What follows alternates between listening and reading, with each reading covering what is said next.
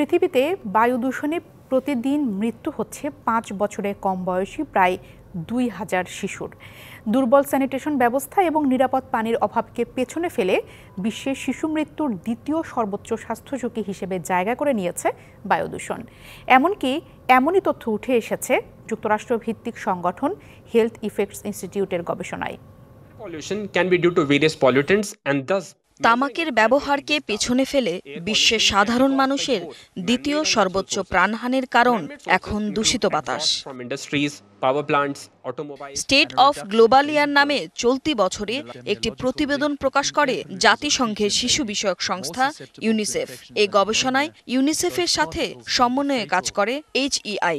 প্রতিবেদনে বলা হয়, অনুন্নত দেশগুলোর শিশুরা বায়ু দূষণের সবচেয়ে বেশি ভুক্তভোগী। উচ্চ আয়ের দেশগুলোর তুলনায় আফ্রিকার দেশগুলোতে ৫ বছরের কম বয়সী শিশুদের মৃত্যুর হার ১,০০০ গুণ বেশি।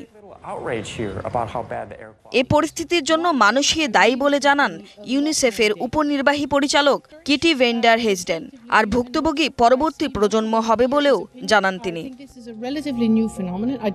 শিশু, বয়োবৃদ্ধ ও মধ্যম আয়ের দেশগুলি ভুক্তভোগী বলে জানান গবেষণার মূল লেখক ও HEI এর প্রধান পল্লবী পন্থ।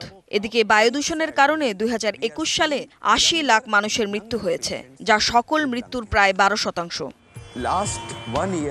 প্রতিবেদনে আরও উঠে আসে, আফ্রিকা ও এশিয়ার মতো দেশে বায়ু দূষণের কারণ রান্না করার জন্য ব্যবহৃত কাঠ ও গোবরের মতো জ্বালানি। বায়ু দূষণের কারণে এখন পর্যন্ত মারা গেছে ৫ বছরের কম বয়সী ৭ লাখের বেশি শিশু, যাদের মধ্যে ৫ লাখ শিশুর কারণ হিসেবে জ্বালানিকেই দায়ী করা হয়েছে প্রতিবেদনে। Tumpa Tarafdar, DBC news desk.